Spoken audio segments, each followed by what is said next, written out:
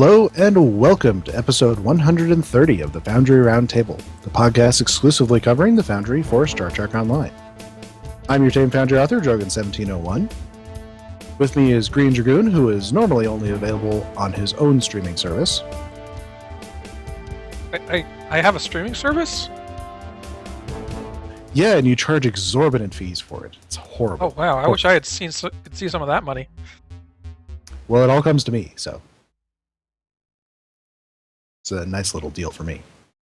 But we also have with us Markhawkman, who is unfortunately still only available via VHS. Yeah, well, it works. Hey, better than Betamax, right? And DuncanIdaho, who is available on the new HoloCall system. I'm now DuncanIdaho the 12th. DuncanIdaho the 11th fell off a mountain and died in Tennessee. Speaking of which, how was your vacation? It was okay. Merely okay, huh? Yeah, it was a family road trip, and lots of family stuff, lots of good sights, and a lot of sitting in a car. So probably pretty ready to be done with that. Yeah, especially dealing with computer issues on the way down, on the way up. It eventually just died. But I did get a bit of Foundry writing done on the way, which I've completely thrown out now because I'm doing different ideas. So it was quite productive. So you need to go through the bad ideas to get to the good ones. Yeah. I guess so. Yeah, I don't think there's a mission I've done where there's just one mission I've done where I've started it out and completed it with my original idea intact.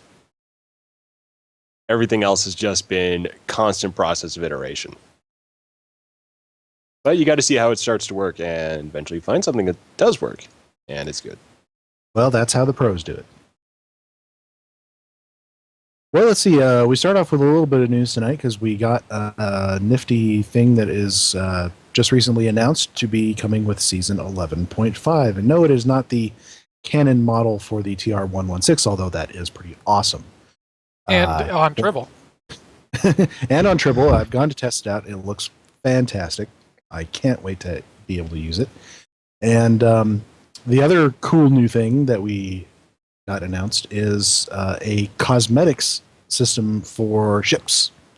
So you're basically going to have a little tab that you can go to where you slot a space gear of your choice purely for its cosmetic visual abilities. So you have one shield that you wear for the stats, and you can put in another one for the visuals, purely for the visuals. So unfortunately, the chances of this showing up in the Foundry are pretty slim. Yeah. That's mainly just because it requires you to have the actual piece of gear. It's not a little checkbox you activate. Yeah, I mean, it's a case of they're basically modified equipment slots, which I'm sure for them was the easiest way to get it to work. I'm sure. And unfortunately, doing it the other way through the costume editor would have required them to not only add these new costume categories, but also create unlock systems for all the different gear and stuff. So I'm pretty sure when they looked at the ways to do it, the currently implemented method was by far the more economical option. I'm sure it was. And, it is unfortunate that we don't have the ability and won't have with this update to be able to put ship visuals onto Foundry ship characters, but maybe someday still. Who knows? All right, so we are going to start tonight with showing off some Foundry maps. So the first one here is one that Greendragoon has been making. So tell us about this map and show us around. Yes.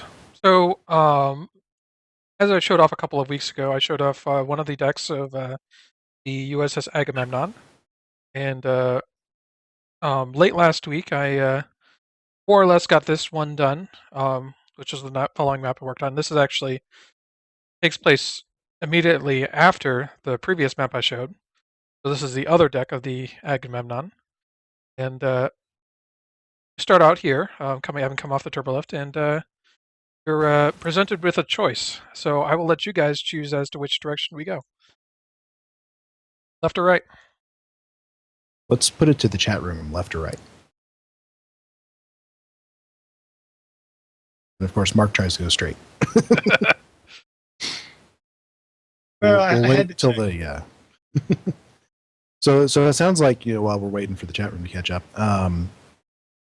it sounds like we will be spending quite a lot of time on the Agamemnon. Just in 2 this mission. maps, but it's kind of the climax of the episode. So, like cool. the big station interior from part 2. It's It's kind of big where build. yes. All right. Pax says left, so we're going left. Okay. Which is I where see Duncan, Duncan Idaho is already- making himself at home. Yep. Don't scratch the paint. Oh, now I've just got to shoot everything. So I see you've kept the theme with the sort of pillar or console things. Yep, from the I'm other definitely. map. I'm still trying to look same ship. Like I said, definitely trying to go for that. Definitely Starfleet, but a little bit different style from the player ship interior. All right, so This door opens. one of the 2 places you can go is this science lab. Ooh. Which, Yeah, that's pretty This cool. looks pretty cool. which is Kimala. I kind of That's character a from- neat effect. Yeah. So I know you, because you were talking about this a little bit on Twitter. I know you had a little trouble getting her in there. Can you talk about that? well, there's a lot of this map comes down to choice, and so when you show up, she is in different states. And so there's one where she's floating unconscious in the water, and the character animation, when it does that, is more horizontal. And so it became this huge problem of trying to keep her head and or her feet from sticking out. And I couldn't quite get it to fit. It didn't quite want to work or slide in there. And so what I ended up doing was I made her like 1.5 feet shorter. Like shortened her legs and her torso and stuff until I finally got her in there to fit. So it's kind of a cheat in that method. But I mean, it's also you can't really tell. So So basically, you created 2 different versions of the NPC costume. yep.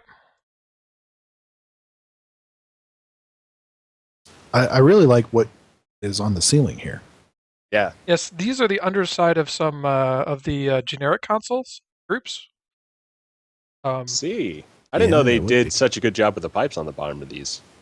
Yeah, so it's one of those weird things where some props that have a backside or bottom that you're never meant to see actually look really cool, and some of them just don't have a backside or bottom.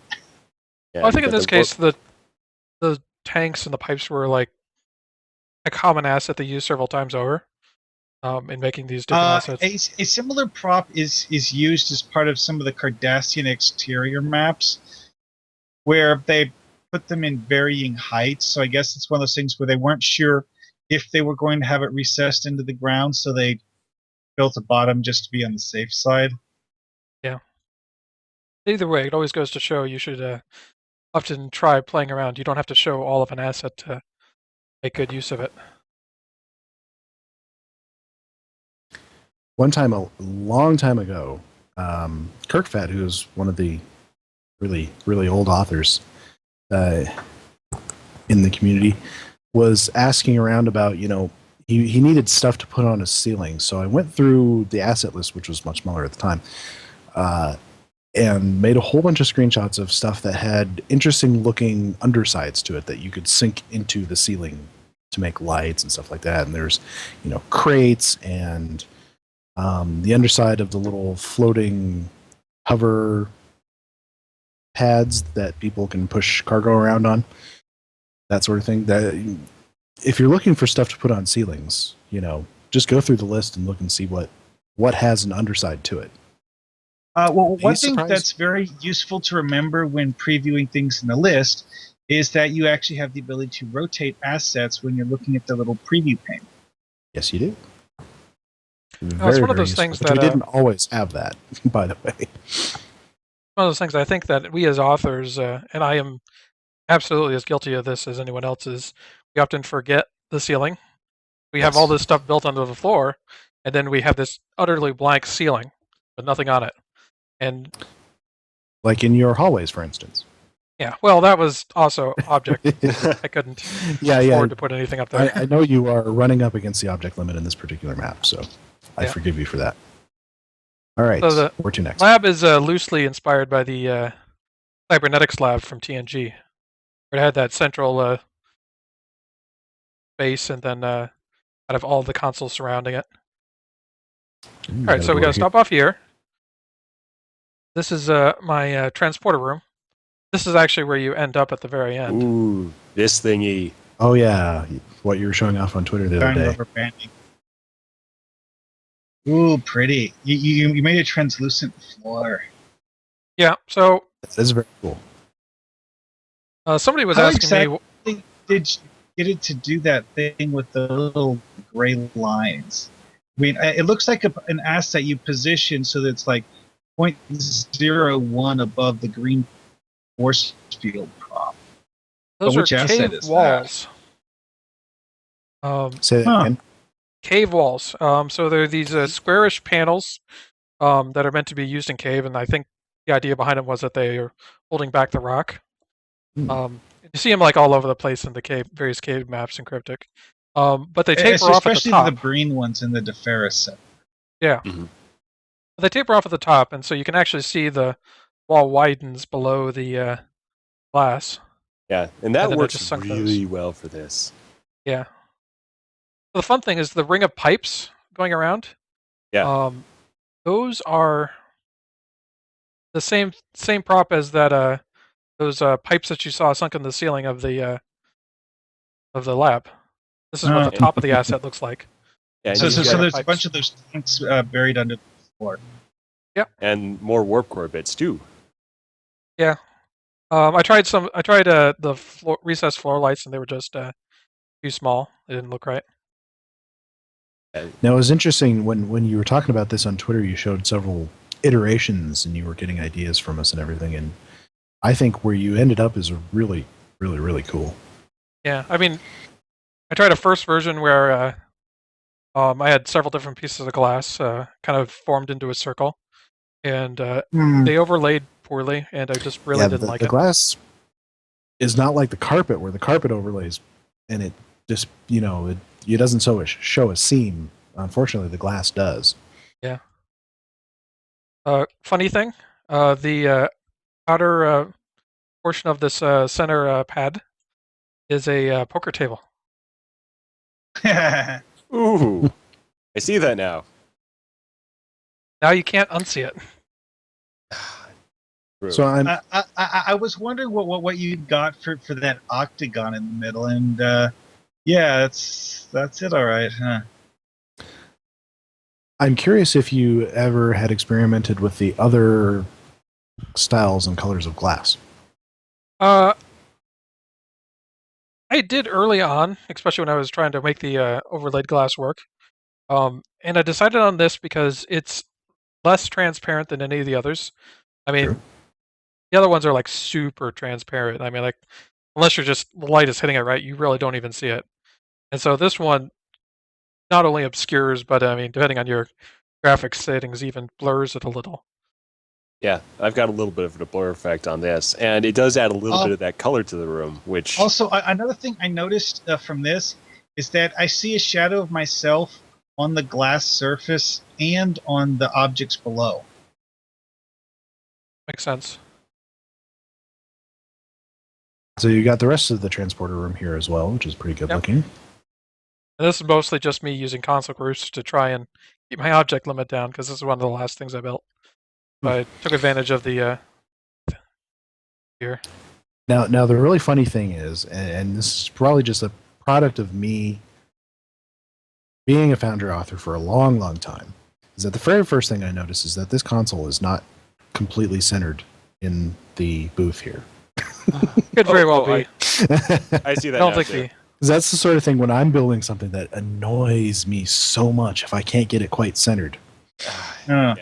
If I can't get things even, it really bothers me. On Yeah.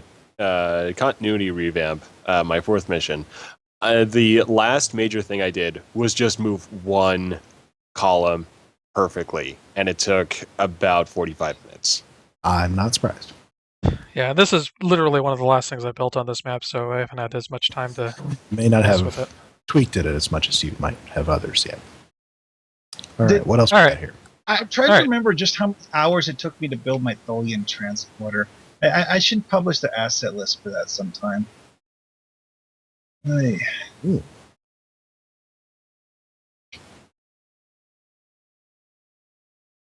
This The is a other nice big major- haul. Yeah, this is so I could get up a deck without making a turbo lift or another map transition.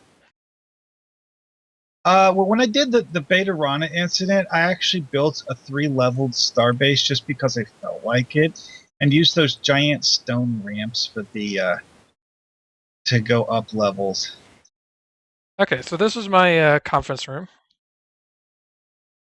Very, very much inspired by the Enterprise D conference room. Okay. I couldn't find I'm anything. already ahead. And I like to see that the glass is in fact holding back the atmosphere this time. Yeah, I had a Unless little more someone space shoots to work it. with. I couldn't find anything that was made of wood, so I ended up going with these Cardassian walls. Which actually I looks thought good. worked pretty nice. I really like those. It looks like it's sort of a stylized. Like an Art Deco thing almost. Yeah. Yeah. Yeah. Yeah. I mean, if it was a full Cardassian scheme, it would look kind of like depressing. But when You it's covered just up enough of little it bit- that And the gold ships and the plants next to it really offset the gloominess. Yeah. And it's also a case of we have seen so much of the same starship walls that any chance to kind of break things up, Mhm. it really goes a long way. And then finally, we end up on the bridge, which you guys have The all actually bridge. seen before. So on this ship, the captain's ready room is not connected right to the bridge. No, If I Cap didn't build this has map a with more than. Besides, I didn't need a captain's. Well, ready yeah, room. I mean, if you don't need it, don't build it, right? The captain's ready room I built in my first custom ship interior was also I found a slightly flaw. offset. And it just happened to be the way I had to accommodate things. This So- particular console group here looks like it's half sunk in the floor. It is. So the idea being that it's meant to be accessed while you're at the chair. And I see you've got the hollow console popping up there. That's kind of cool. I did that on the captain's chair in my ship. Because I figured, Captain probably needs some controls. Maybe we have it off, or like on each side. I just did one right in front of the chair, and that worked pretty well. I don't know if two, you could really fit that. Unless you do it like one on top of the other. That might be an interesting way to do it. I mean, I think it's one of those things that every time I see the captain, rarely is he really interacting with the console. If everything is running smoothly, he's just giving orders. Maybe checks the armrest for a location or something like that. Orders up more coffee, looks Exactly. busy, straightens the uniform. What was it? Janeway had a console that was kind of set. It popped out from between her and Chakotay's seat, right? Yeah. And then Picard had one on his chair. And then And, another one right by the chair. if I'm Okay. remembering Well, correctly. Picard had the two on the armrests. Yeah. On either Which- side. But there was, Well, actually, there was another one that's- standing up between him and Riker, though, wasn't it? Not between. It was on the far side of Riker and Troy. It was on the Each far had a side. Yeah, he could console, flip. that was- He could flip that one around. Yeah. But And that then was. Kirk had a few buttons. Yeah, he had armrest buttons. Then Cisco had those two that were right by the armrests. They weren't on the armrest, but they were on Yeah. either side. At head level, if you were, say, rolling out of the chair. So a potential injury-causing. Yeah. That's yeah, when I okay. made, when I Starfleet does not have OSHA. So. yeah, I made that Don't point. the consoles when I made usually my- explode before you hit your head on them anyways? Yeah, That's- yeah, it's a safety feature. Explodes the consoles out of the way. It's just that they were a little bit too liberal with the explosives. Now that I think about it, did Archer have any sort of buttons? Ooh, that's a good question. Yes, he did. It was Where kind were of they? like Kirk's, but with a little bit more of a subtle look, because they basically made it look like little like metal studs that he would push most of the time. Oh, yes. Because of course they were going for retro tech kind of a look.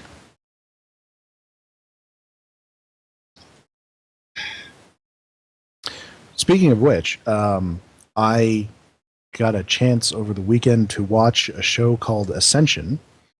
It's a sci-fi show, a 6-episode series. I have no idea if it's getting a second season.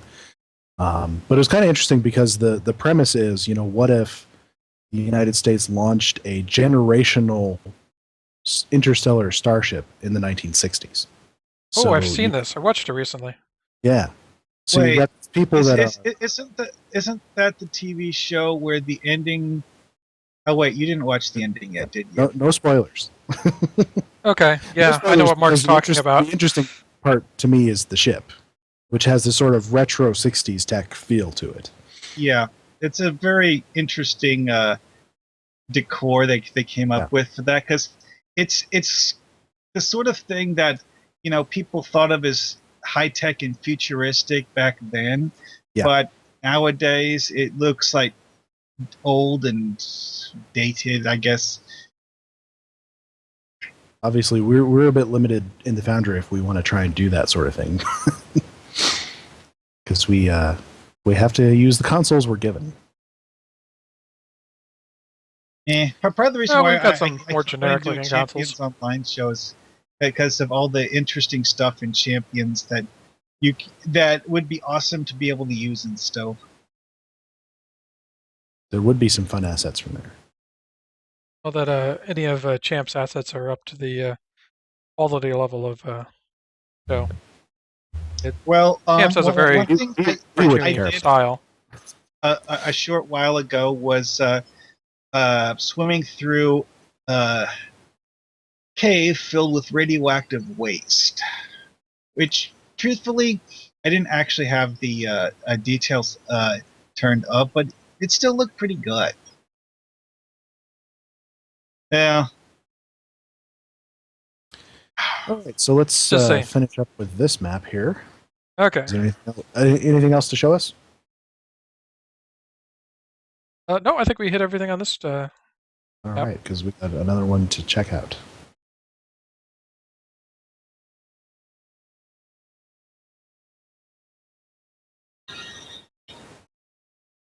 Our second map is going to be by PaxFederatica, who has just released a new mission, at least for testing, which is called Mirror Ball, which is going to be something of a James Bond themed episode.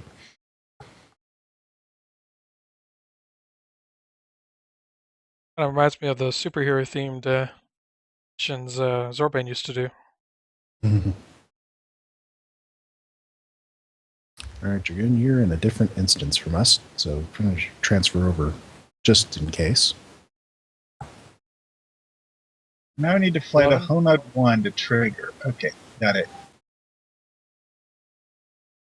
So now I just click the button, right?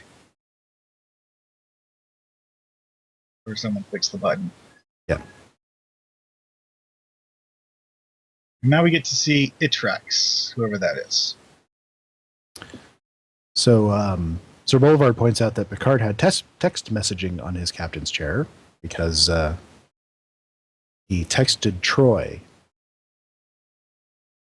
Yeah, that's crash actually a very good Enterprise point. into we always make fun of The it. Battle Troy of the Bastion because- Rift, he Yeah. used that. Well, we always make he's fun of talking Troy for shit crashing on the Enterprise, but typing the second out- time she told him to, Sorry.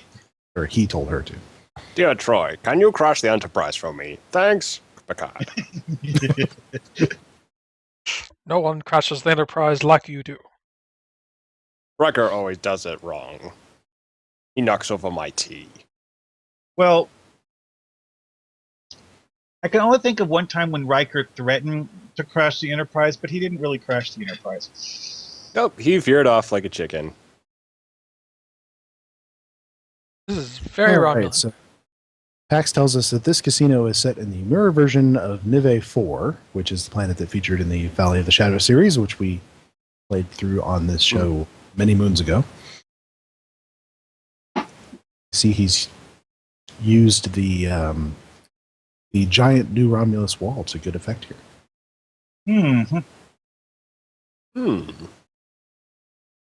Get a little bit of a sense of windows up there. It's amazing what you can do when you obscure almost all of an asset. All right. So this is a casino map. I did note one That's what's a thing slot that does kind of stick out a little bit, and that's the Romulan logos everywhere. Well, if I remember right, Nive 4 was a Romulan-controlled planet in the Prime universe. So it must be a Romulan-controlled planet in the Mirror universe. And he does say it's a Romulan-themed casino. Ah, okay, now it makes more sense. One thing I like is he's got a lot of people like saying things, having what do you call that? Pop-up dialogue? Yeah.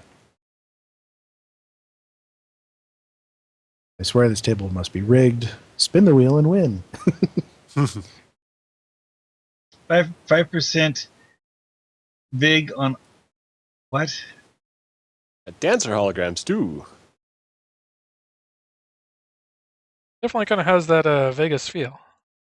Smoky room effect, Yeah, especially the as smoke. well. I'd almost say maybe a little bit too heavy on the smoke. I thought it was on Yeah. fire for a second, and then it's like, oh, it's a smoky room. Yeah. I think the smoky room effect is why I keep having the little text bubbles blink in and out of existence. I'm getting that a little bit too right now. So that's a question. Yeah. I Yeah, haven't done it's they pop up, and then the smoke effect generates, and then there's a little bit of that flickering. Like the Interesting. chairs are floating. Here a bit. I found zero. it. Yes, Mirror Zero is at the bar, apparently. With company. Although, wait, the bar patron has just got the hydrogen pants.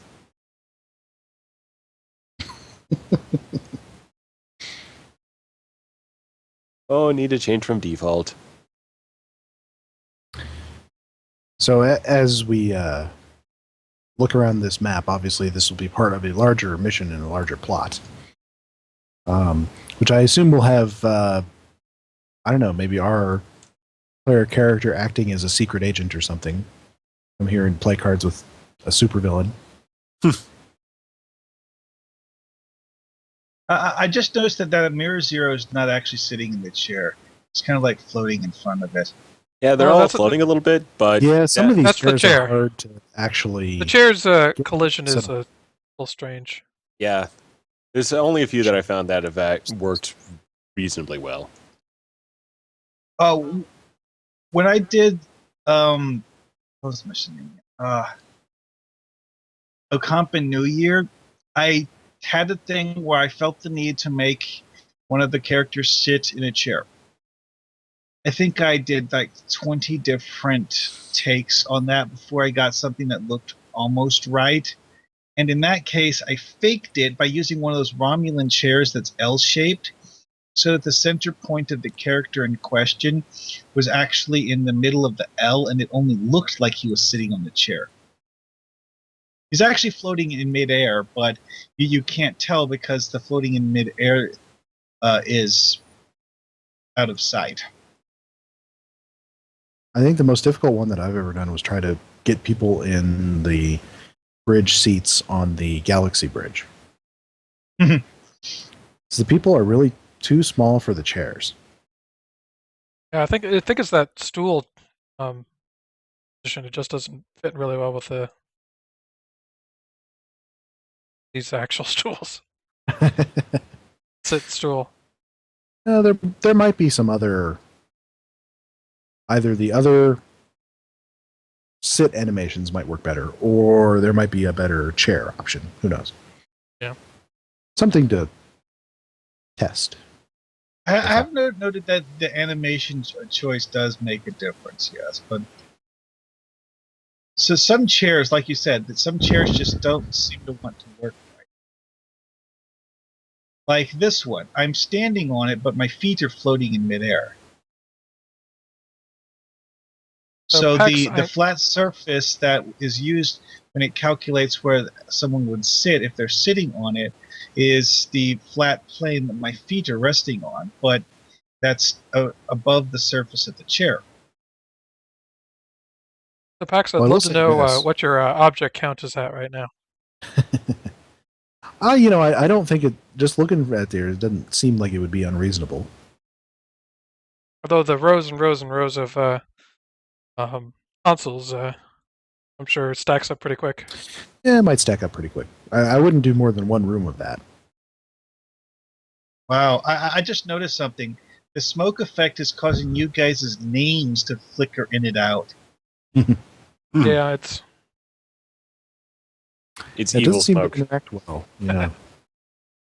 Well, I'll tell you one piece of advice. One piece of advice I would have for Pax is to think about something to do with the ceiling. As we were just talking about in your map, you did a real interesting thing with the ceiling, and there, I don't know, maybe there's something to be done with this ceiling because it is quite flat and featureless. Yeah.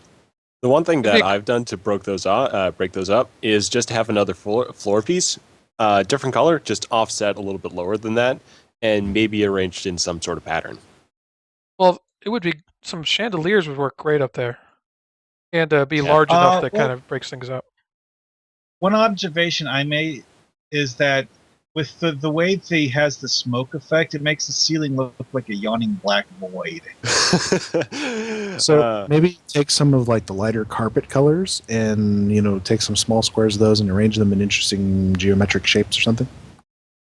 Yeah. Provided, of course, that he has. I just thought of something. Yeah, that's why I was asking. Is this map? If he's already hitting up against the object limit, he's probably rolling his eyes at us. This is an exterior map, so you could take some of those really long colony connector objects and embed them in the ceiling so that it looks like there's a rafter going across the ceiling. Yeah, I've done that fast.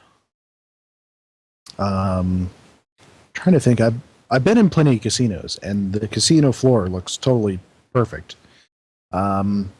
I don't know. You could almost put like a second level up there if you had the assets to work with.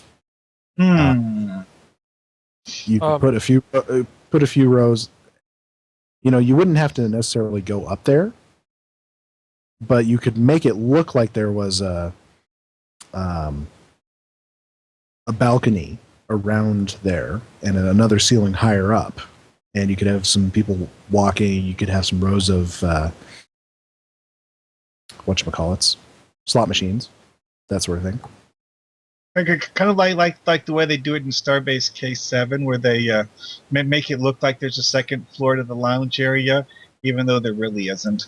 Yeah, exactly.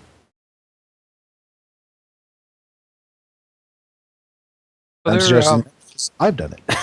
I was going to suggest like putting in a few squares on the floor to kind of break up the floor bit. So maybe the slot machines are on a different color of carpet. Yeah, that's actually or maybe the first thing I thought of when you mentioned that is that in a real casino they would actually have like little I guess almost like paths marked on the floor or something. Yeah, they do have that. I would need to play Rainbow Six Vegas a little bit more to contribute to this discussion. I know how to hide behind vending machines and shoot out from them, but that's pretty much it. If he is absolutely hurting for assets, I'm sure he could space out some of these a little bit more. I was thinking also at the bar, you could also get away with removing a few of those stools and just spacing them out apart a little bit more, and Yeah, that might free up a few objects. I think you could get away with Stools is half a the single stools. object. I mean, just taking out every other stool would it wouldn't change the way things look much. So you get the same actually- effect of stools, just with a little bit more economy. I was also going to suggest staggering the position of the poker tables, so they're not in a grid form. They form more of a zigzag. Yeah. That's an idea. But definitely a cool looking map. Yeah. Mm-hmm. I think I've Is seen this a console casino in the Foundry group? before. 'Cause I just realized that he has very specific console numbers. Like there's five in a row, and then 5 in a row, and etc. They're not a console group, but I bet you he built one group and then duplicated it. Yeah, because it's just a single stand-up console. I think Yeah. it's like called console pillar or something like that. Yeah, it shows up at Starfleet Academy originally, I think. He says he doesn't know about objects, but he did hit the NPC limit, the NPC group limit, because most of these are just non-combat. Oh, yeah, most of them are just non-combat mobs. I think that actually a lot of these are actually like redressed friendly units. One final thing I'll suggest to kind of ramp it up to 11 is where's the Latinum? Ooh, yeah. We have got all of these Latinum assets, and this seems like the perfect map to use them. Either that or he's saving the Latin for the vault that we must inevitably break into. Yes, absolutely. Yeah, that's a good point. I mean, because casinos in real life don't like the idea of having people steal their money, so they don't leave the money in plain sight. Yeah. We don't have chips, so I was thinking, what can people be betting with?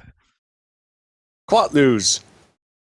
Yeah, exactly. We don't know what they are. It's just points. Actually, I think that was kind of the entire purpose behind creating that fictional currency is that it really means pretty much nothing. It's just something to have so that they have something. It's something that sounds futuristic. Hey, I found Mirror Egg.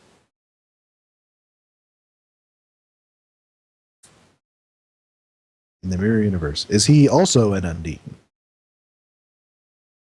Well, we got Who knows? Starfleet security here. We can probe them for a few hours. Pax Good says there is question. an in-story explanation for no mention of Latinum. It was all Hey, hunted. like I said, I mean, this is like almost nowhere I can find to actually use that asset, and this is like the first map I've ever seen where having piles of Latinum around would be absolutely perfect. Of course, for a casino, you could have fake Latinum instead of the real thing sitting out as a decoration, I suppose. Not to mention the Latinum table. Has anyone ever managed to use the Latinum table? Or I've thought about it once, but no. there, he could use be the first to use the Latinum table. Have a It's the legitimate use for special it. gambling table. It's where the high rollers sit. Well, it's not that big of a table. It's like an end table. Yeah, it's a one-on-one game of high-stakes poker. Or blackjack. You'd have a special room for that off somewhere. Well, it's a special room, and then just in the middle of it is that one small table. Oh, And I just where you noticed have to go something. to play the supervillain. It's- We can't even tell you what game it is. You can't know It's what so- game it is before you walk in. Hey, guys, come find me. Uh, I can't. Pulling The out- smoke's obscuring you. oh, wait a minute. Check the map. That's easy, isn't it? Well, yeah, well, It's step one. Of course, Mark being Mark, he likes to find ways to get outside the map. So is I that did possible? not. I got. I'll get Oh, it. you're behind the door there. So there's a piece of advice for PAX is that it is possible to get behind that door, so you might want to frame it up with something.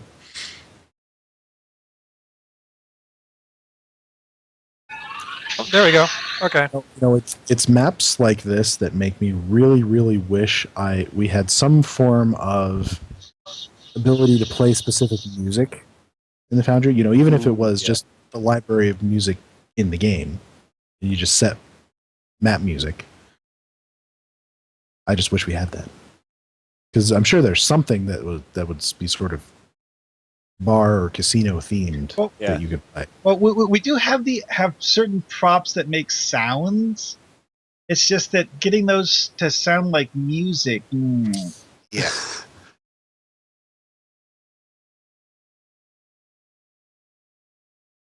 Anyway, why don't we move along? Let's see. We've seen what Greendragoon has been working on.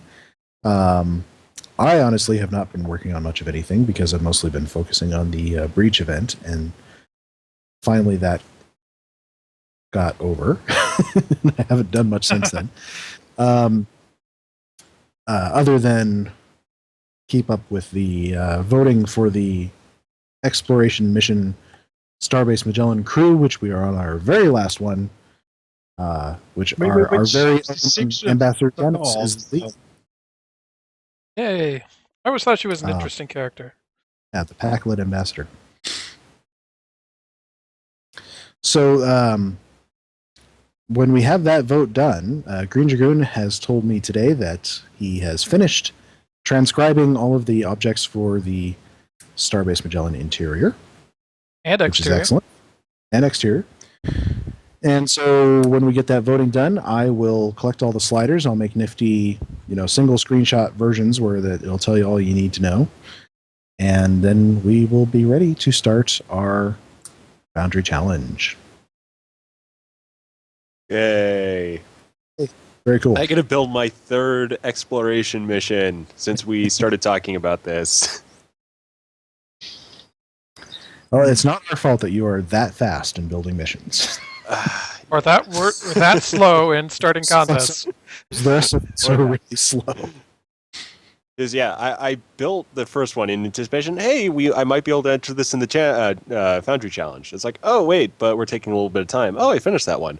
Oh, I've got this other idea for a mission I want for the Foundry Challenge. I'll start work on it now. Oh, I finished it before we even got started voting. Oh yeah, that was a quick one. And that was the 4.5 million. You just reminded me of something.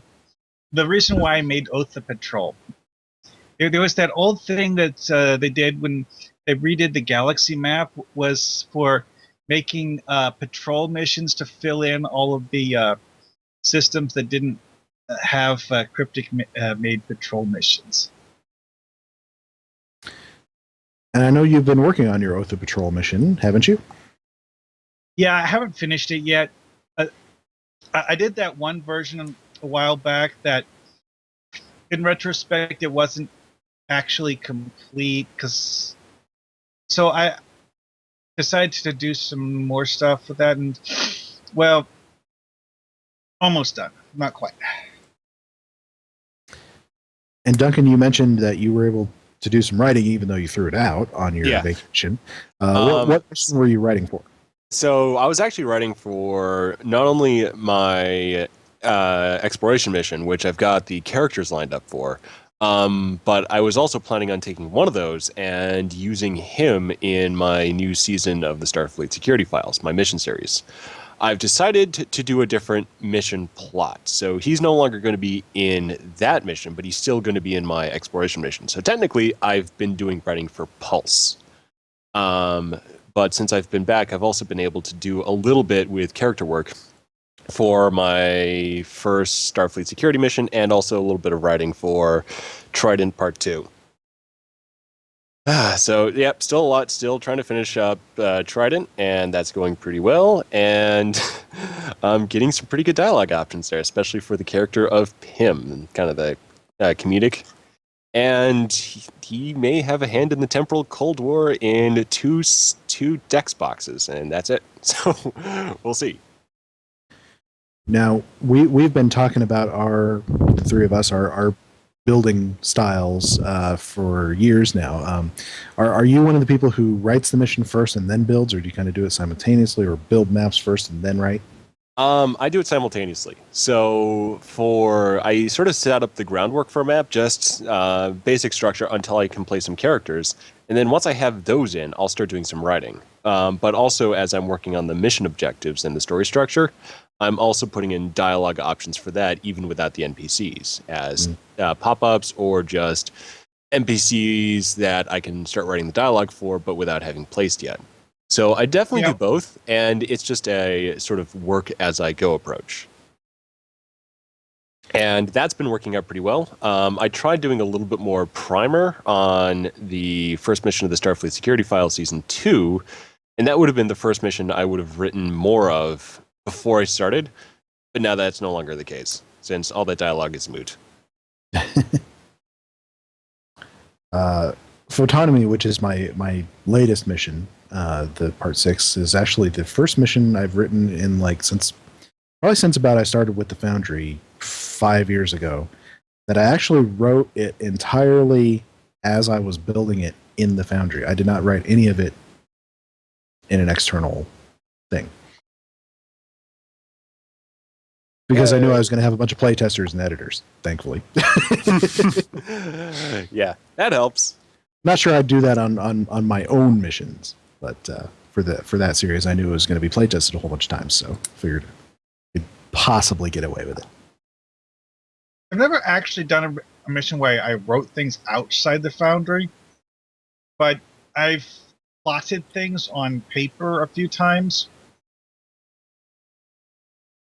which, I guess It's it kind of helpful. works out the same way. Yeah, I've been writing outlines both in the word processor and also in that private author notes that you have at the front page of the mission project. And that helps a lot. That's true. I have never actually utilized that. Yeah, I just have it for outline and sort of ideas I'm working on. So as I'm building something, I'm like, oh, wait a minute, there's something that I want 2 maps ahead, but I don't have that built out yet, so I can't really do that, and I'm busy with this, so I'll just write a few things here so I remember it. Yeah, it's useful for if you have a few vague ideas that you want to avoid forgetting. And for me, it also helps just to see the entire mission structure, so just general outline on the story points, so I can sort of work with that in a very fluid form without having to sort of try playing with it when it's big, elaborate, and in the mission in multi-layered dialogue options. PaxFederatica is recommending something called the Trello Project Planning app. So we'll have to check that out and see. It's good. He says it's good for Foundry mission planning and storyboarding. Well, one thing that I often do with the private author notes is to write the starting point of the mission in there. I mean, granted, when some people are actually playing the mission, I'm going to want to have it elsewhere as well. But this is someplace where I can quickly and easily change it, because sometimes for testing purposes, I like to just move the starting points around. So say if you have a starting point planned, but for just your testing purposes, you want to stick it on ESD so you can get to it easily. Yeah. You've got I a can reminder put to yourself to move it there back. where the current actual starting point is. Well, also part of this is that this also is something that I can see before I load the project in the editor. Sure. That's useful as well. So, Dragoon, we've seen a couple of your maps here. So where are you in the sort of overall process of building Part 3? That is good that you ask. show you. I've actually been trying to consolidate and organize and figure out exactly that thing. Back here while I pull up the file. Which is good, but occasionally it can end up where you spend more time in a spreadsheet than you do building the actual mission. Well, it's not that complicated. If you let yourself do that. Right now it's just a table. Okay, so this is my where I am table. And I've at this point I know all the maps that I'm going to have. That part really isn't in flux. And I have a pretty good idea of what most of the objections are. There's only what most of the objectives are. There's only a few that I haven't. You won't know what the objections are until we get to play. Yeah, but I mean, there's only a few where I'm still trying to figure out exactly how I want things to flow. I've got this asteroid base I'm struggling with to try and figure out because the highlights are just getting from point A to point B, but that's really boring. And it's kind of a cool map, and I don't think I can cut the map without just skipping over too much. So you got to figure out some more interesting things to do. So I got to figure out some more interesting things to do there, and maybe I'll kind of show off what I've got so far on a future show, and you guys can help me brainstorm. But yeah, so sounds like fun. Well, if it's an exterior map and an asteroid field, you could throw in something like an independent trader who just pops in at random to annoy you. Well, this is an interior map, and it's basically you've docked with this base, and you're trying to get to the ship on the other side. This is your entry vector, and you're sneaking in. So overarchingly, it's just getting from point A to point B, but I need to come up with some kind of interesting challenge. With some obstacles, things to overcome. Turn it into a maze and have false paths. Yeah, I mean, I can't do too much because it's basically a redress of one of the cave maps. So it's a 3-room setup, and I'm using the first and the third room for your entrance and your exit. So I've only got really a bunch of long hallways and the one room to work with. And I guess you don't want to put in a bunch of combat things just for the heck of it. Yeah, only if it's not this early, because you're supposed to be sneaking in, and so that can work sometimes. I mean, you could put I don't know, you could put animals in there, spiders, lots of spiders. Escaped experimental test spiders. That if they bit you, you get spider powers. We're dead. Well, that's a whole other plot. And now we've developed an entire new subplot for you.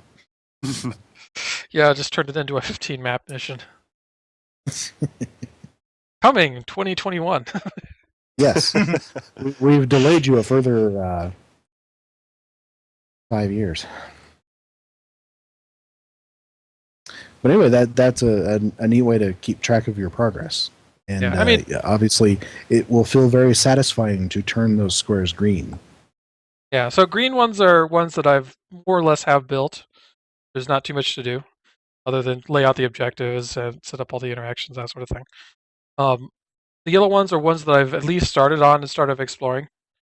I've got something down that probably isn't done or in its final form, but and then the red ones are ones that I just haven't touched yet. Ironically, is the very beginning and the very end. Or specifically the recap at the beginning, which will probably be one of the last things I do, and then the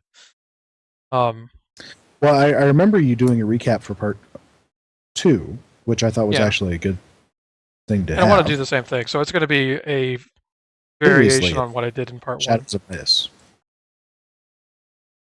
Especially since people have been waiting, like 2.5 years now for part 3 to come out. Yeah, I may have to replay the first 2 just to remember what all going on. All right, let's see. Duncan, Idaho, you have a mission review. I do.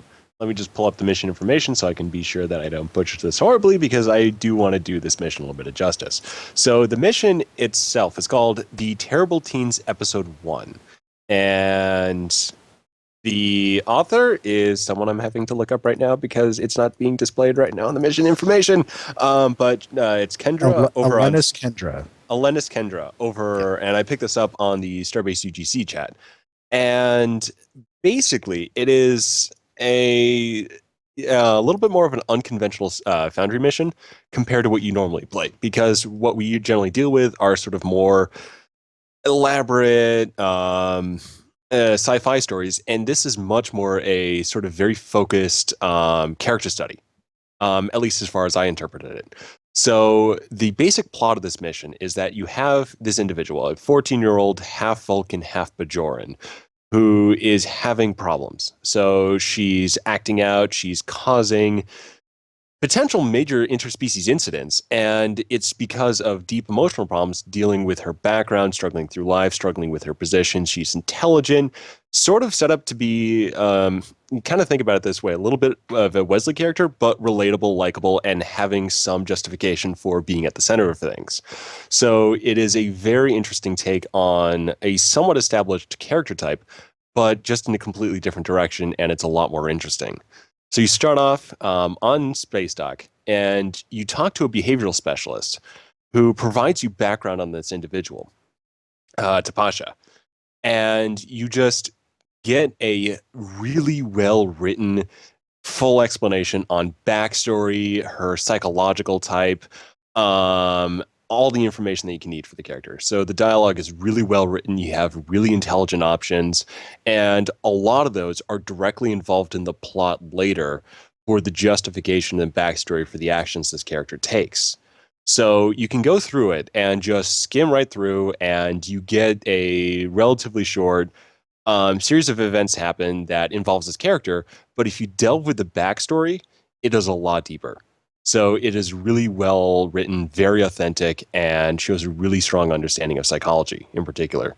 So I really just, it's one of those where you get this large multi-layer bit of dialogue. You can just keep going through it, and it's really nice to go through. So you have this individual, you go through her backstory, and her father wants her to relocate to Vulcan. So she can, I think, get into, if I remember this correctly, get into some type of academic program to really sort of exercise her talents. And she's being encouraged to do this by an admiral that she looks up to. And you are basically tasked to help deal with as an individual. And it's, again, not something that you typically deal with in Star Trek Online. The objective isn't to shoot anyone, but it does feel really authentic for something a captain could be asked to do on this side of normal responsibilities as a member of Starfleet. So it almost feels like a really sort of strong Next Generation episode that doesn't deal directly with major, at least at first, this is a continuing series. But the way this is set up, it's much more, feeling of like Picard reaching out to someone on the ship. So you go to Bajor, and the first thing you do is just a few authentic check-in procedures with security. And then the major objectives on that map is just to find this individual's house. And there's obstacles that come up here and there that sort of, I think, hint at the fact this individual is trying to prevent you from taking her to Vulcan, that she wants to stay with her mother on Bajor. And eventually you get to the house. You have to beam your way in. Just because she locked the door.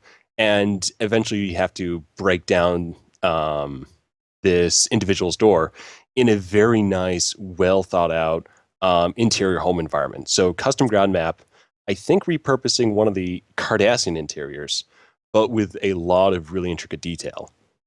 And my favorite part of that map was a small bird cage. And it's just in the corner of the room, and it's just one of those things that adds character, really well done. And it was made with, I think one of the, it could be one of the planter pieces, and a lot of vertical cables to form this cage where we have a rising bird in there. So you confront the individual, and you get a bunch of different dialogue options. And based on what you know about her, you can pick the diplomacy option, which appeals directly to her sensibilities and her strengths and weaknesses. So you eventually convince her to leave. You pack up, in again another nice, authentic use of objectives, and you take her to her ship.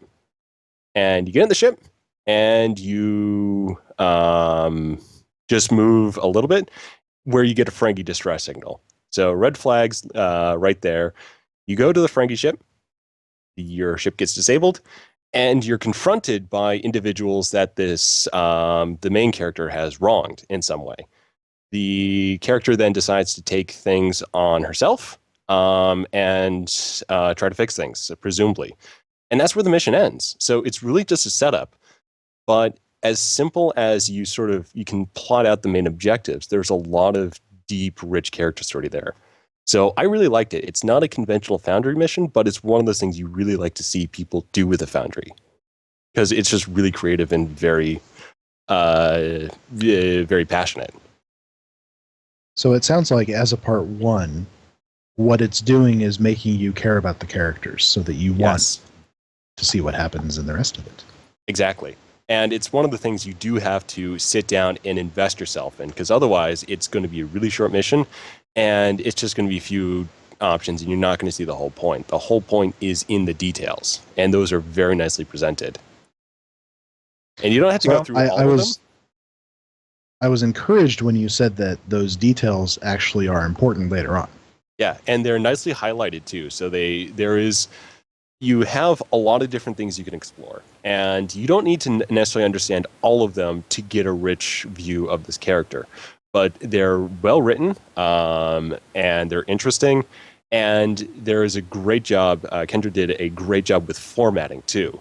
So you're able to easily pick out those details which might matter later, and a lot of them do. So it's just a really great use of the potential. Well, the first thing I think of when I think of Kendra is that Kendra is one of those people who seems to be a writer first, and she sticks in maps so that you have some place to go while you're reading the story. And there's a bit of there's that writing and the story really come first. So she does, like, there is combat, but it's completely optional, and it feels a little bit more like a Steam adventure game in how you're interacting and using the objectives. So it's really just built on the authenticity and placing you in that experience.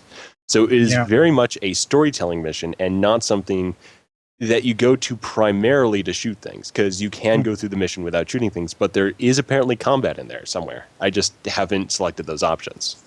Yeah, I think I've played some of Kendra's missions before, and like I said, just really good writer. Kind of sticks other things on after she writes, I guess. That's not quite the right way to put it, but yeah, we all have our different focuses. Like I do more of a blended. I do a little, like, compared to Kendra, I have a little bit more of a blended approach. But for me, the combat is definitely number 2. For me, story is still number 1. I just have a slightly different balance there. Yeah, I think in my case, story is actually my weakest aspect when it comes to mission writing, because, well, I've mentioned it in the past. I'm one of those people where when I plan things in my head, sometimes when I write the story out in the Foundry, there are pieces of it that stay in my head and don't get written out. Yeah. And then people get confused. I used to be like that quite a lot, except I had professors bark me down on exams, and I very quickly got into, okay, they're all in my head. I have to make sure they're on paper. And that's where my missions get really, really big, and a little bit too big in some cases. So we all have our weaker aspects of our creativity levels, and I know personally mine is branching dialogue. I don't do very well with giving people multiple options because I know where the story should go. and dang it, that's where it's gonna go. Yeah, I'm very much on the... Yeah, my latest mission, I'm going crazy with optional dialogue, especially branching dialogue. I might, just as a primer for my first mission of the Starfleet Security File Season 2, I gotta find a shorter name for that. I do a branching dialogue fight scene with another character. So you have different options, and there are two outcomes. There are multiple outcomes based on what you choose. But then there's also a lot of other dialogue options that you can get pretty intricate. And the tricky part is making sure it wraps up in this, so you can get a coherent single story, even if you've sort of taken a left turn and a right turn.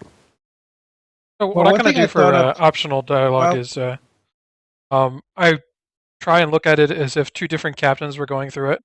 So I'll pick one that's more reserved and thoughtful, and then another that's more emotional and aggressive. Yeah. And then just kind of the Kirk option and the Picard option. And sometimes those two are just going to there is. I mean, how many ways can you say proceed or something like that? Yeah. So let's go. All right. I like when I write KDF missions, I try to think of a Klingon option and an Orion option. Because the Orions are the sneaky whatever people, and the Klingons are the whole gung ho honor duty and stuff people. Yeah. Well, I mean, I've seen a couple of missions get into a little trouble with the species specific dialogue, especially when they give two options that say almost exactly the same thing. And it feels like they're giving you a choice, but you can clearly tell they're not giving you a choice. And so it kind of annoys me. But you do see that, Lenny. So that's why I kind of tend to look for different responses to things. There is what I sometimes call fake choices, where there's two buttons and they have different labels, but the labels aren't really different. Yeah, I do. I try to force myself to do that on Photonomy a little bit, because I wanted to match a little bit more of the style of the previous authors, who people like Johnny Snowball and Captain P.F. Dennis and Casmodian, they really go for the optional dialogues and for branching dialogues, and that's just not generally my style. So I tried to force myself to do that more. Yeah, for what it's worth, I mean, I kind of noticed that when I was playing yours. Is like, this isn't really Dragoon style. You must be picking up bad habits from the others. No, it was just an intentional thing to try to maintain a little continuity. Yeah. And my favorite use for optional dialogue is exposition. Oh yeah. I can't help pick up exposition. In the Beta Rana incident and Diplomacy in the Gamma Quadrant, both missions have a situation where your ship warps into a solar system that you've never been to before. And actually, you know what? I did this in Darkness Between the Stars too. Anyway, and as soon as you get in, your bridge officer gives you this little pop-up dialogue talking about the system, and there's an option for more details in all three of them, so that if you want to, you can read 2 or 3 pages of stuff I wrote about the solar system you're in, and if you don't want to read that, you can just skip it. Well, I can tell you, I was watching the episode of Supergirl the other day where the Flash crosses over, and I wish some of that exposition had been optional dialogue. Yeah, and I can't do that on TV. So yeah, most of the optional dialogue options, besides the optional contacts I use now, are a lot of just questions that the player can ask at certain moments. But then I also do various responses you can have, and some of those include those sort of fake choices. But it's just when you want to give the player a response, one of which is an emotional response, and then you have to sort of work around and provide a more neutral response so people can stay in their characters. What I tend to do when I do that is pick sort of an endpoint where everything circles back around to. So, if your character says the angry thing, there's maybe 1 or 2 more dialogues there till it gets to a place where if they had picked the neutral dialogue, it will also get back to that place. Yeah. Yeah. And it's all about in the Gamma Quadrant, the initial dialogue you have with one of the representatives of the thing on High Council, there are 2 basic ways that the thing can go. You can, just do the basic approach of click through the dialogue, or you can ask the member of the Klingon High Council how it is that they came up with a way to have the estimated time to reach this solar system, because the founders give you instructions on how to get to the solar system and an estimate for how long it's going to take to get there. The Klingon High Councilman gives you what the founders told them, and then what you're actually going to do. I left it as optional dialogue, finding out the difference between the two plans. And, well, honestly, it's one of those things where if you don't pay attention at the beginning, you'd probably miss it, but it kind of comes in as a plot point later.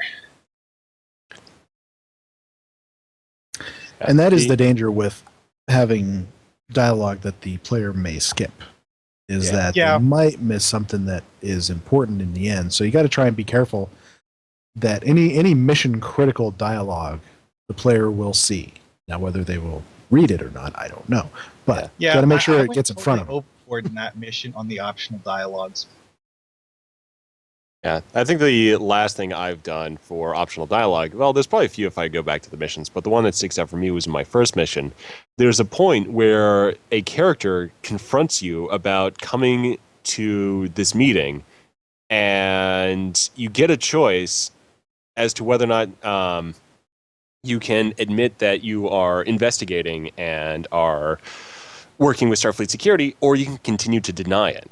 And even though the conversation ends up in kind of the same way, it really takes two different tones. Or one where the character that's questioning you kind of takes more authority, is more assertive, and the other one where you're sort of jerking them around a little bit more, and they're a little bit more flustered.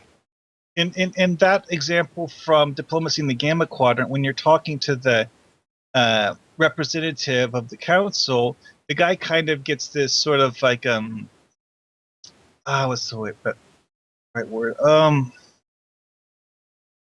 If you ask how it is that they came up with a way to get there faster than what the founders told you you're supposed to get there, it basically kind of like comes across as like as if it's a stupid question, and of course they're going to come up with a better plan because it's the founders, and they don't really think that the founders know what they're talking about. So Pax brings up a good point here. He says when he designs his dialogue trees, he has a cut to the chase option, which is usually the last button, and marked with a couple of, I don't even know what you call those things, deltas or something like that. It's a shift period on your keyboard. And that's a good way to do it. I mean, that's kind of like what Cryptic does with their, when you're in, and there's several dialogue options. Cryptic, the one that will advance is always marked in green. Oh, those are angle brackets. It's also called the greater than symbol. Yeah. Ah, yes, also that. The delta is the one that goes up. It's shift 6, right? That's what I'm thinking. No, we're all looking. That's a caret. That's not a delta. A delta is a triangle. It doesn't have only two sides. They also called it a hat in math. I've seen some authors use square brackets to like indicate continue or something like that. Yeah. It's good that there are options to sort of mark which particular dialogue will progress the mission. Yeah, most of my dialogue progresses the mission. It's the optional dialogue I label. So I'll have a little bracket to indicate that this is information. I think I remember that from the mission of yours that I played. I've added that to all of them. So it didn't originally appear, but when I made my second mission, I came up with that idea, and I went back and added it to all the dialogue in the previous ones. I kind of, since we can't really do what Cryptic does and make the continue option gold, Which I tend to just make have. it. I tend to make it super obvious. Like it'll be, tell me more about this. Tell me more about that. Or, all right, let's continue. Or something Shut like up that. and let's go. Pretty much. I really wish that the out of character tags and mission info tags actually worked in buttons and didn't just work in the main dialogue. I want to be able to refer to the player's ship name as in that sort of option. Yes. Like my ship, That would come be in. good. Call USS something or other. Instead of Having in to a button, word it you in would some have to other say way. call ship or something like that. Yeah. Actually, I think even cryptic missions do that. It's like call the ship. Yeah, I just do contact the ship or something like that. Yep. Where it's a statement of intent more within dialogue. Yeah, and I'll bracket those to indicate that that's an action taken, not a verbal statement. All right. Well, let's see. I also have a mission review. I got around to playing a mission that I gave a shout out to a few weeks ago. It's called RSE Citizenship, and the RSE is a tag for Romulan Star Empire. This is by Gawain_8, 8 as in Roman numeral VIII. So, basically what he's starting here is a rewrite of the Romulan player story to place you in the position of a officer in the Romulan Star Empire. Not in the Tal Shiar so far, I should mention. Yeah, as we all know, a lot of the players decided when they saw the storyline from the new Romulus stuff that they utterly hated the idea of working for Ton, and eventually we did have some people actually write out what they would like to have that storyline be instead of that. Yeah, and at the time I suggested, I said, we got a tool that can do alternate storylines in a sense. So somebody should utilize it. And finally someone has. So this very first mission that he's got out called Citizenship is basically almost like you're going back in time to the tutorial. It's an alternate tutorial. The story of you start out as a civilian, by the end you're working for the Romulan Star Empire. One of the things that you need to do is bring your imagination a little bit, because obviously if you're playing this, you've been through the tutorial, so you have to erase that from your mind. This is you starting over. And you also have to kind of use your imagination a little bit in that whatever ship you're flying is some kind of civilian ship for this mission. So just you sort of use your imagination for that, because there's no way he can alter your ship. One of the things is that I actually enjoyed the beginning of it, where I was a civilian. He had you start out, if you work in a cargo distribution building, and he used the generic Romulan map, and he used it to great effect because he actually filled it up with stuff. He walled off areas. He had all kinds of assets in it, so it didn't feel like it was that huge empty space that those generic maps can feel like sometimes. And he gave you a lot of tasks to do in this map. And actually, maybe there was one too many at the end. But it was really nice to be able to wander all over this map, do lots of tasks, things like checking inventory, and there was an employee. You filled out an employee evaluation for your bridge officers, which was pretty fun. You could give them really good rankings. You could give them really poor rankings. That didn't necessarily have any bearing on the mission, but it was really fun. Let's see here. After that, let's see. You start off in this cargo facility on Raytor 3, which is the new capital of the Romulan Star Empire. And then you go out into the city itself, where someone has attempted to assassinate you with a bomb in your apartment building, which you see on fire. And there's a really nice bit where you are the one who calls the emergency responders, which is great, because, of course, any city is going to have emergency responders, whether you're on Earth or on Romulus, or on Raytor 3 in this case. So that was a nice little touch, a world-building touch. That reminds me, we don't actually have the Raytor 3 map from Cutting the Cord. We do not. So what he's done is used the Romulan buildings we have, along with the brick floor, and just kind of made it to look like part of a city. And it works pretty well. I have done a similar technique. One thing I will say is that I noticed that he used the Wall of Flame assets, and unfortunately those sort of don't look very good when they're just by themselves out in the open. I think I would probably use there's other fire assets that can be used there. Well, one observation I made about the Wall of Flame assets is that they seem to be designed to be viewed from a distance. So you put them in the background where in places where the player is not going to be going. That could be helpful, yeah. Or sit them up against a flat wall so that the player can't walk behind them. Yeah, I tried to use them once to spice up a small little gaming booth on one of my ground maps, and I eventually took that off because, like, I still don't think this looks very good. Yeah, just because you could get up close to that. I've used them in Darkness Between the Stars because you part of the mission involves finding the scattered pieces of an ancient experimental craft, and well, you know, some of the pieces end up being on fire when you locate them, so I put the wall of flame thing to play off of that. But yeah, like I said, if you look at the wall of flame from the edge, you will see that it's a flat object. It's a lot like the waterfall props in that when you see it from the front, it looks really cool. But if you look at it from the edge, it's barely there. Yeah, you've got to To my control mind, it the doesn't- yeah, control Go the ahead. angle it's viewed from. definitely. But to my mind, it doesn't look good as a freestanding asset. You know, you gotta get Yeah. it In this frame. case, where it's just by itself. In my case, I put it where it was almost touching a cave wall, so that it looked like the cave wall was on fire. All right, so let's see. Back to this mission.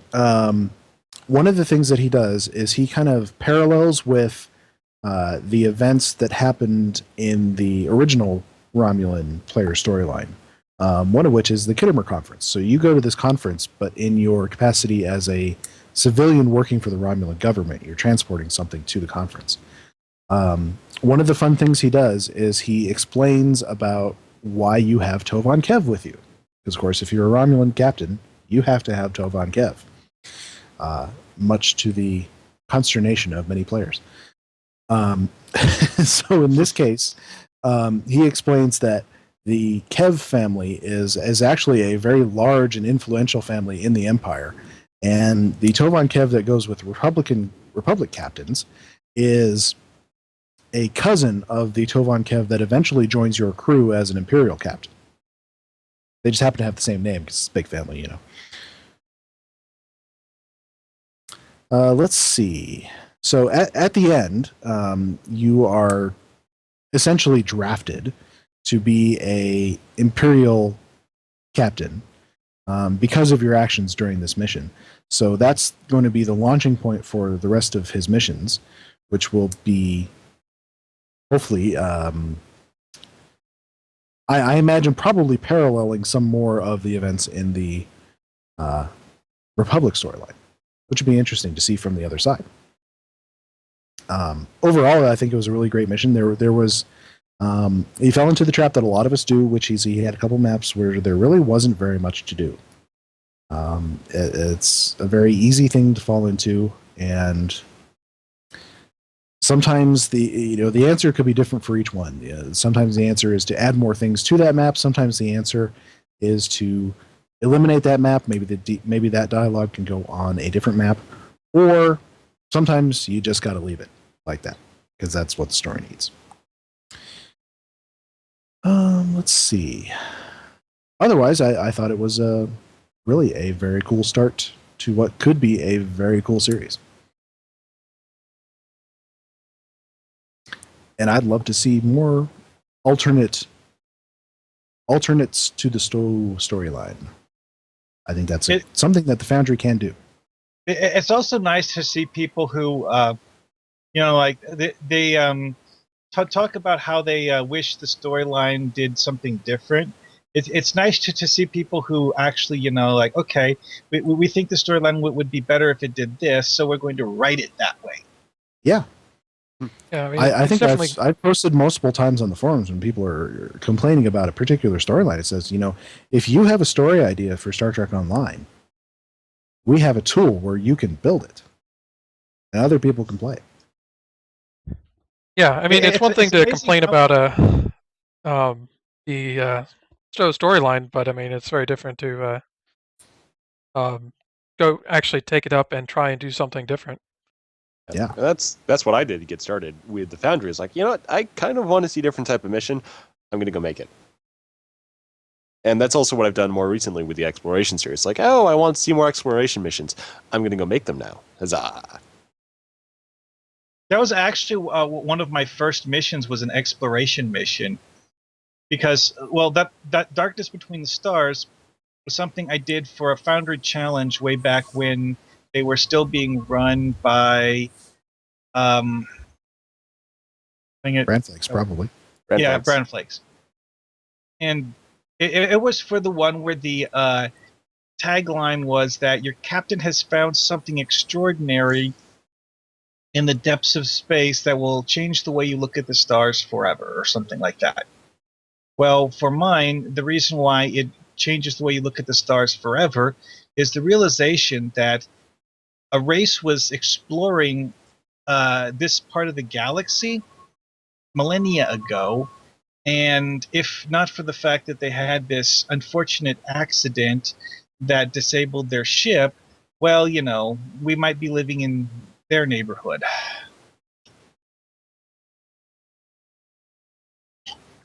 Well, and that's, kind of part of the reason why I started this exploration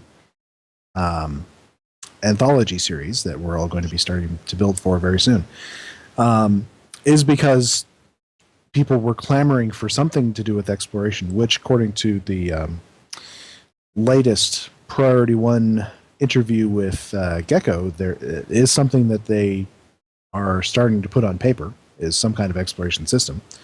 We can't do any kind of exploration system, but we can do missions, and that's something that we should do, and I felt like people needed encouragement to do is exploration missions.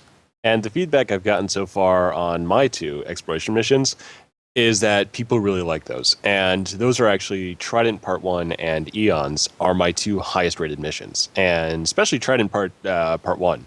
That one is, people really like that. And it's part of the format, and it seems to work well with the game. People want it. So yeah, it is a really great idea to try to bring more of that in.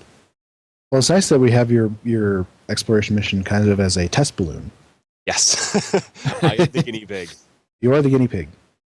So very soon there will be more exploration missions at the Archer system. Very soon. Yes. All right. So I have a discussion topic for everyone. Just earlier this week, the host for the StarbaseUGC website went sort of kaput. And the whole site went down.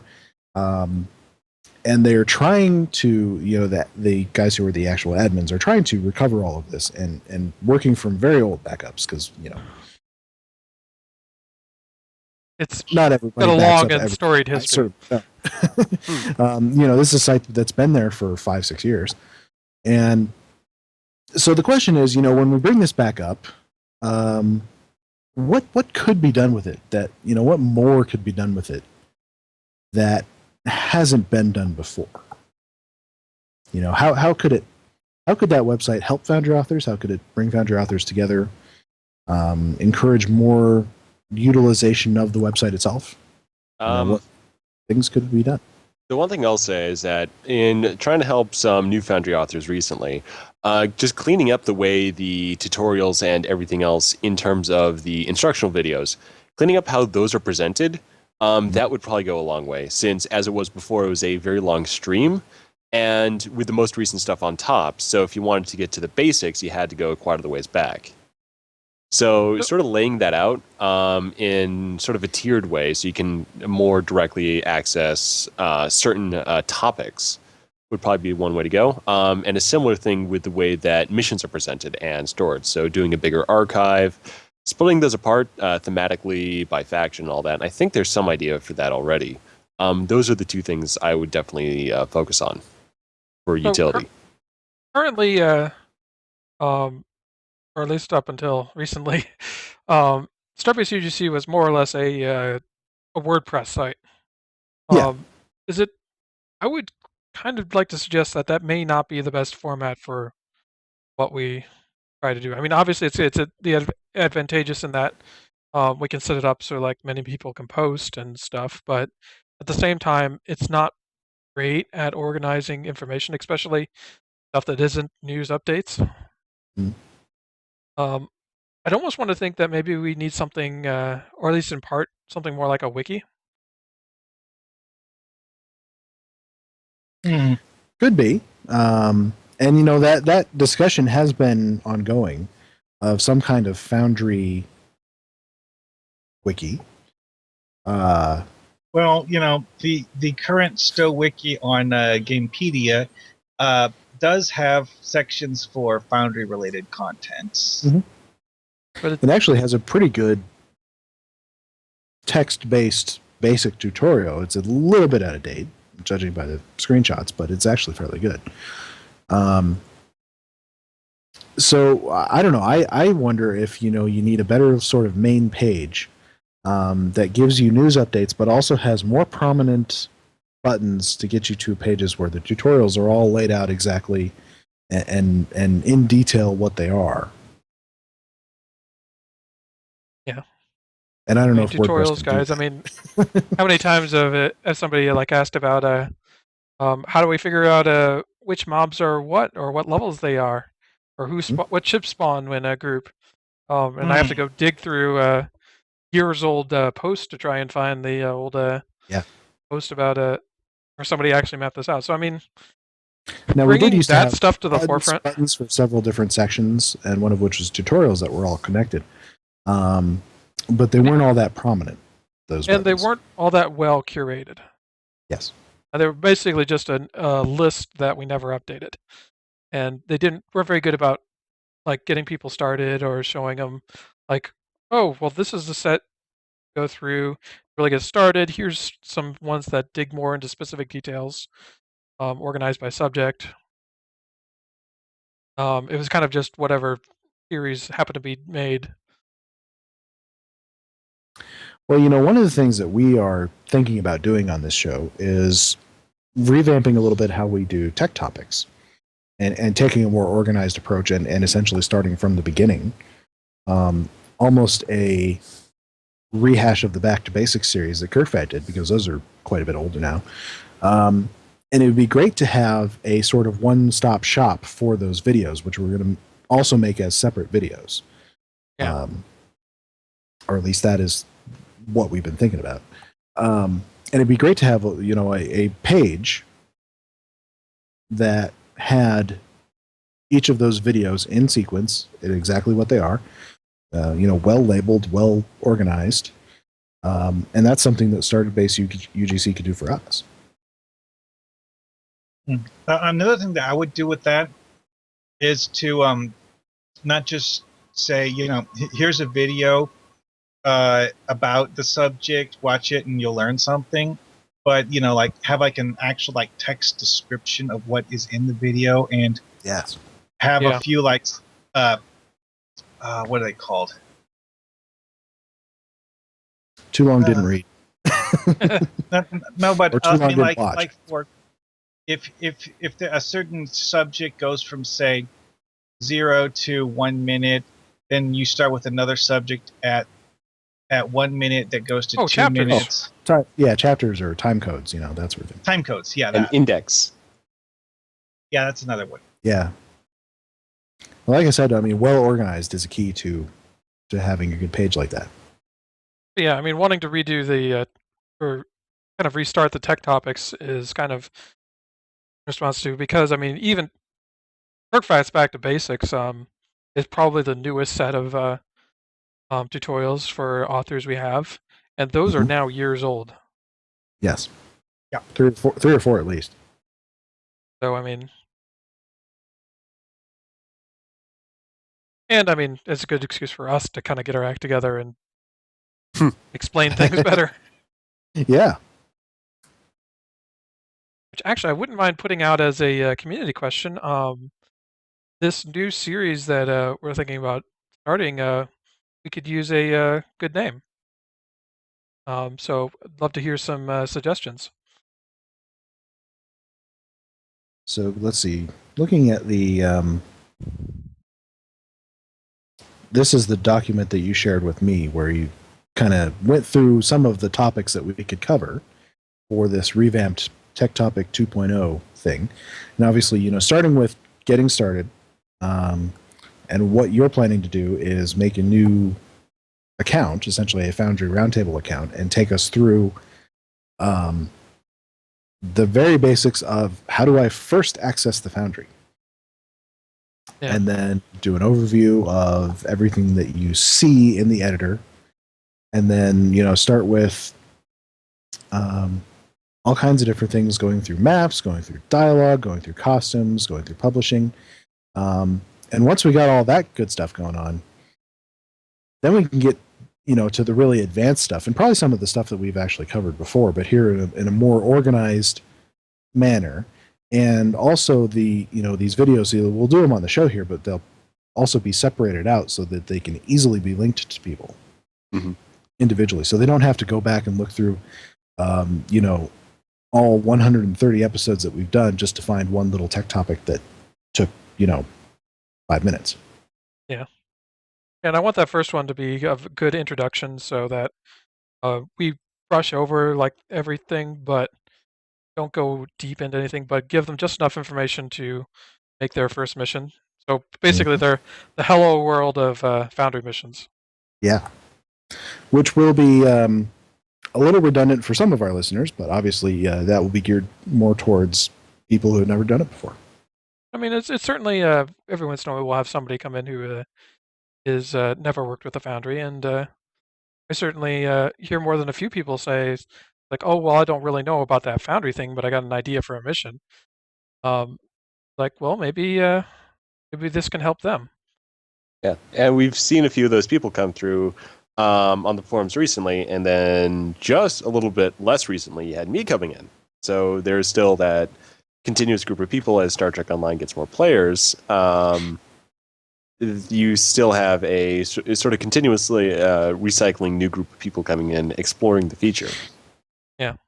Which, of course, always means, new people saying, okay, so if I want to do this, how do I do that? Because I've never done this before. Yeah. And they rely on other players to help because this was asked just this week, in fact, up in the general section of the forums, which I usually never post in, but this time I broke my silence. Somebody was asking a whole bunch of open questions to the devs to see if they could get a response, and one of them was, has there ever been any official tutorial written for the Foundry? And there was, a long, long time ago. Back in what, season 3? Yeah, back when it first came out. So back when the Foundry first came out on holodeck. And in the infamous season 4 Foundry outage, all of the tutorials written during season 3 became invalid. And it's now season 11, so you see where this is going. Well, because that page was it became outdated. And it was on the main site. And then the other problem with that page is that it is gone. In the umpteen million revamps of the main page since Cryptic was bought by PWE, that page has been lost. So almost everything on the old Atari website vanished into the aether. Oof. So, what currently the official Stowe page does is there's a section under guides, and there's a button for the Foundry, and what it does is it links to StarbaseUGC. Obviously, right now that's a little bit of a detriment because of the recent StarbaseUGC imploded. Outage, yes. So it's really necessary to have something for them to link to. Because if they're not going to do it themselves, then we need to. To be honest, I think the amount of work required to do like a real proper one, it's something that they would more or less have to get a full-time person to write the tutorial almost. I mean, it would be someone's job for several months. I don't know that it would take months to write especially if it's just a general getting started. Yeah, but if they stopped at the bare bones basics, people would ask for more. But I think what we're sort of coming to is that maybe a slightly different format than the blog format would be better for something like Starbase UGC. Or maybe maybe more a focus on resources for Foundry authors. One thing I absolutely love about the wiki format is the fact that you can cross-link the heck out of everything. And what maybe the solution is that no one single format is what we really need. Maybe we start out with a WordPress file for the front page where we can post news updates, but we use something different for like episode lists or mission lists that can be sorted and organized by faction and level and stuff like that. And then we use something different for the Foundry tutorials where anybody could contribute and edit. I mean, one piece of software may not be our have a solution for everything. Well, and it also boils down to what can we do? What do we have the ability to do? Honestly, I have not built a website in a good 8-9 years since I did a couple in college. We'll call that my experimentation phase. Cosmetic currently is the webmaster over at Starbase UGC, and he's been, I know, trying like hell to revive something and get, he's dealing with old assets from that were originally created way back when we started the site, because that's the most recent backup we had. So I don't know, but I still think this is an opportunity to rebuild Starbase UGC and revamp it, revive make it better, faster, stronger. We have the technology, maybe. I don't know if we have the know-how, hosting. the technology, but we might need new hosting too, for sure. Well, that's part of why I like the idea of using the Gamepedia thing, because or at least having part of it on Gamepedia, because their site seems to be adequately reliable for that sort of thing. Yeah, I don't know if I'd want to deal with the ads. Meh. It's a slight annoyance, but who knows? But in any case, we will pass this feedback along to Asmodian and see what help we can be to him for any of this. Well, let's see. We got a few minutes left. Anybody got any further thoughts? There was an interesting discussion that popped up in the forums recently about monetizing the Foundry. Something we've discussed a few times here on the show. I think my own thoughts are, there's maybe ways it could be done, but you don't want to make it a barrier to access for players. You don't want to make it harder for players to access Foundry. You only want to make it easier. Yeah, my idea on that one was just that it's not a piece of content you want to approach that type of thing with. You want to treat it more as a venue. So you want that to be accessible to the players, but it's something that players may want to spend money on their characters for in other ways. So it's something to get people encouraged about the game in general, to stick around, to keep playing, so they incidentally buy ships and other pieces of content like lockboxes. So the thing is to make it more appealing in a general sense, and my idea on that was to approach it with a new reward system, which we've had some talk they're working on, but my idea was a little bit more elaborate. So you treat it kind of like an Admiralty system. So you play a Foundry mission, and based on the time that you spend in the mission, scaled on an S-curve to prevent abuses, you get a certain amount of Foundry XP. And then that allows you to level up in a Admiralty type system, where you go through at various stages, you get various unlocks, culminating in a grand prize, and then it resets, allowing you to keep going. So it's not something you just play once and and then just sort of be done with it like Reputations, but something that encourages you to kind of keep going with it. And it could be a complete play style for people who just want to play this type of content. Also, you don't want to have the primary thing that people get from this be dilithium, because let's face it, that's where all the current Foundry exploits came from. People grinding for the lithium. Yeah, so it's Except more. that, I mean, that's already what they get from the mission. So I mean, Well, see, Yeah. you always got to be cognizant of exploiting, though. Yeah. You just have to. You can't get around that. Yeah. So the one idea that I would have, particularly for this, so you can put resources like tech upgrades, traits, a few other commodities in there as well. But one thing in my sort of fever dream wish list would be new items that are based on current Foundry missions. So say And you would probably end up not making any of this stuff tradable because, farming, exploiting, blah, blah, blah. Yeah, it would just be all character bound, sort of like when you buy reputation gear, but this would be at certain tiers that you get. So one thing could be, say, Askar ground weapons, or a photonic Doff, based on that character that confronted you in Photonomy in the first episode. One thought that I remember from some of our previous discussions about Foundry reputation and that sort of thing in rewards is one of the ways to make sure that to limit exploits a little bit is to make sure that what you receive is not something that enhances your stats in any way.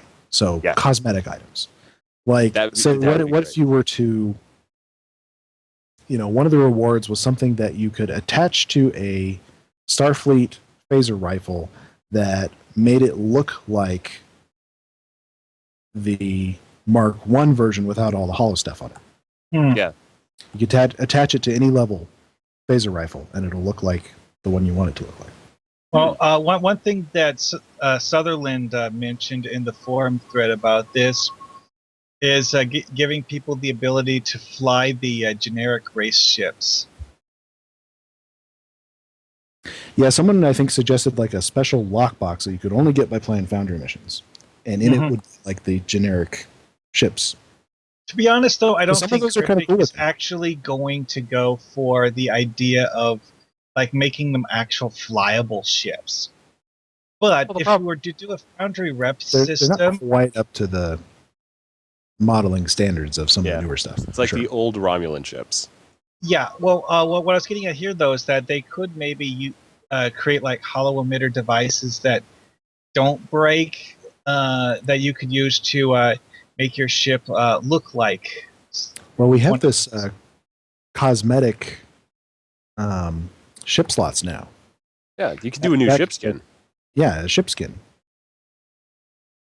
Well, I was thinking Item that about does that, something you can only like buy playing making your player ship look like one of those Talarian craft that you see flying around everywhere. Yeah, the What if- the Alien of the Week ship. Yeah. what if you had a shield skin that made your hull look like a TOS Connie's hull? Like just the skin, so it's like all white and the copper bussard collectors. There is actually a shield visual in the game that's surprisingly close to that, yet utterly alien. The Dyson one. Oh yeah. It's a little too crystalline though. It's close. Yeah, it's like it has that same like shocking white color, but it also has those little like lines on it that make it so that it's not like. You can't say it's a Federation. I really like that though on my Undine ships. I got that on the Dromius and the Nicor, and that looks really good. Actually, I mean- use mine on Pathfinder, which looks very cool.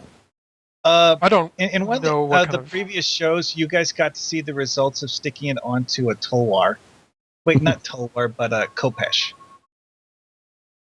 So Paxis says lockbox you can get anywhere, but keys you could only get from Foundry missions. Now, I wouldn't go that way because you'd still want to have something that encourages people to buy keys.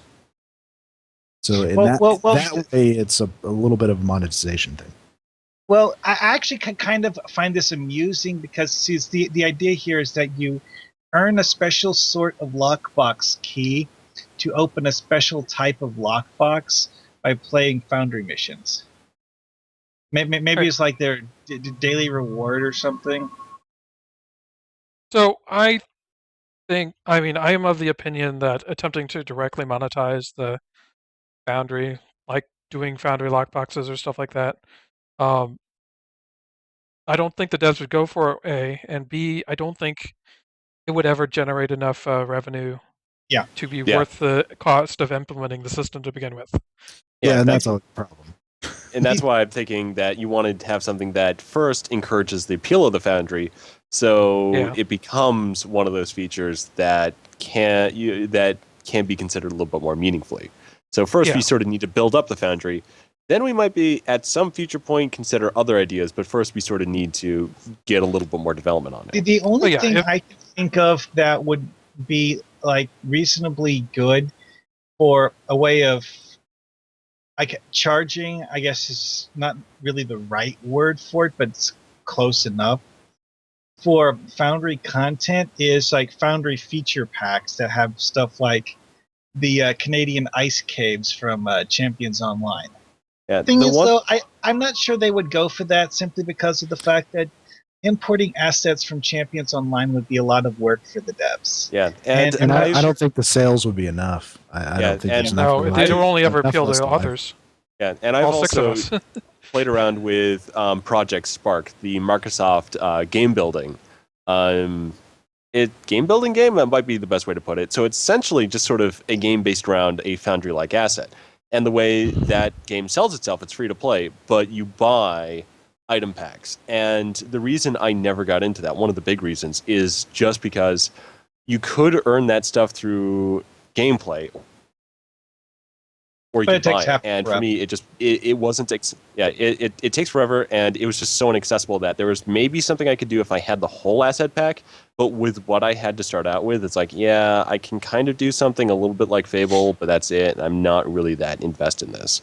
So you definitely want to, for a building thing, like the Foundry or like the Forge and Halo, you want to make it as accessible as it is, as broad as possible. So the way you monetize it is, or attach some type of monetization, isn't on either playing it or on acquiring resources. You have to find very indirect ways to go about it.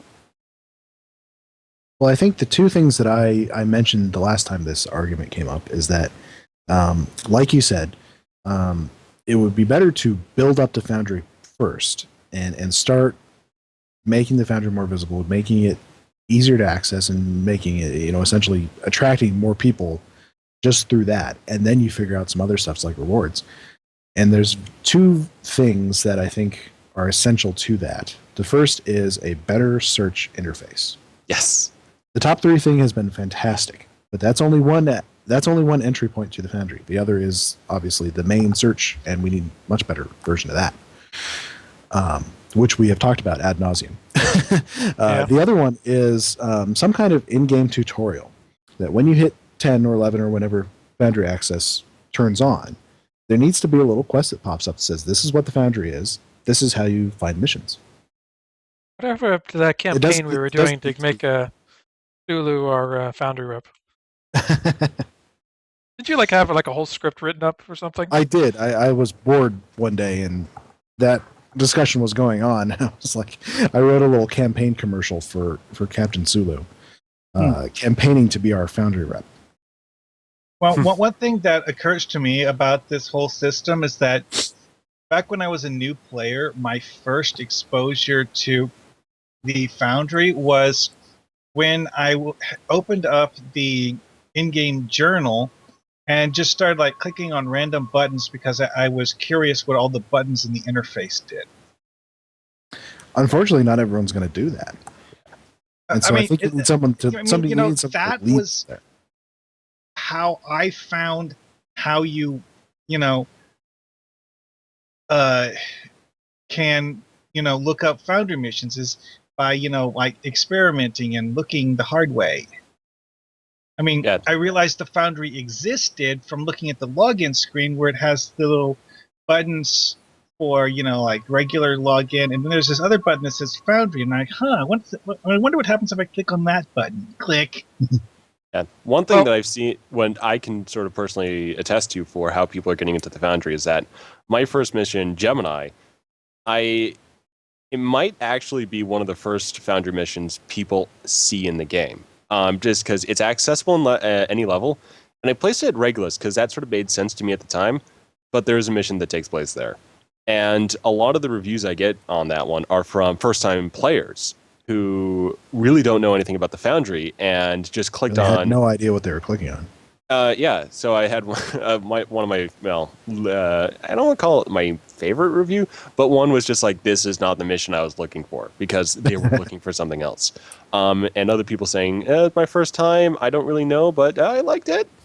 So that's the top 3 system has been another way people get into that, but they only see it in the sector block.